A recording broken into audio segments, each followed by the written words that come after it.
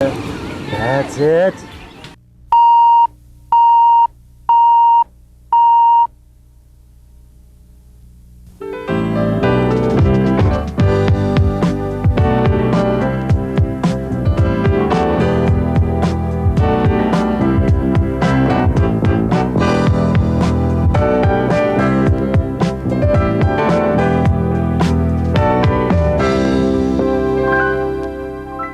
Bob Height, an entire career spent looking through the lens, looking beneath the surface, bringing you the story firsthand and hands-on. His environmental investigations have exposed cracks in the Skyway Bridge, illegal dumping of toxic batteries by the Coast Guard, and a new oil so hazardous the state banned it from Tampa Bay. News Channel 8's Bob Height, on your side with Earth News Environmental Investigations, because the environment is where you live. Good evening, and thank you for joining us for this edition of Air Check. Crime and punishment, that's supposed to be the order of things, but with so many convicted criminals serving only fractions of their time these days, can we really say the punishment fits the crime? That's what the Sumter County Sheriff is wondering about the prisoners in a new federal prison built in his backyard. The question is it hard time or time off? Here's Mark Douglas on the inside. From WFLA-TV, 8 on your side. This is News Channel 8 and 11. Lawrence Singleton is charged with murder. His violent history worried many, including his own relatives. Tonight, a family member speaks out saying they tried to get him help, but no one seemed to listen. Good evening, everyone. I'm Gail Searins. I'm Bob Height. Thank you for joining us tonight. Lawrence Singleton spread grief coast to coast. Now we know more of the grief he caused his own family and the pains they took to protect the world from him.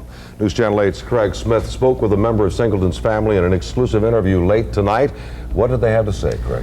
Bob, that family member says Singleton's family understands the anguish of the victims. How many batteries are down there? We can only venture a wild guess. How many lighted aids to navigation are there nationwide? And how many batteries over the years were disposed of from them in this fashion before the Coast Guard recognized it as an environmental hazard and discontinued the practice? In just a few minutes on the bottom, beneath one range marker in the bay, my dive partner and I found half a dozen batteries.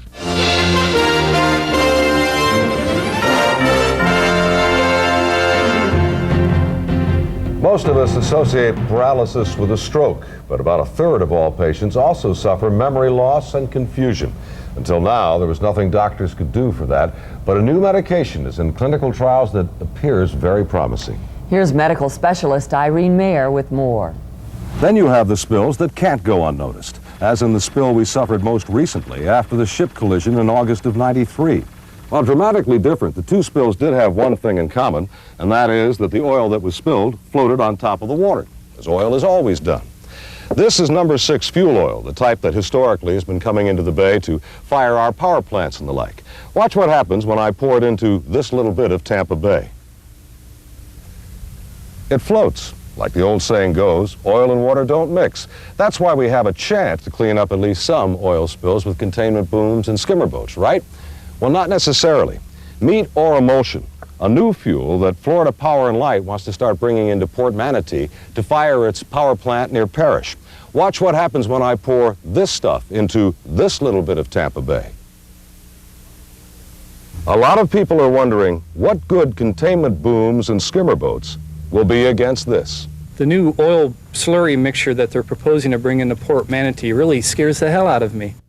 Fortunately, there have been no reports of any injuries. It's always amazing when we see video like that, that no one gets hurt. It's going to have a bit of wind around here tomorrow. A little bit of wind, a little bit of rain, emphasis on a little bit. And Fantasy 5, 3, 7, 9, 21, and 23. We showed you this at 6, but you have to see it again. It's incredible. Pretty funny, We yeah. want you to meet Montero, the four-legged performer.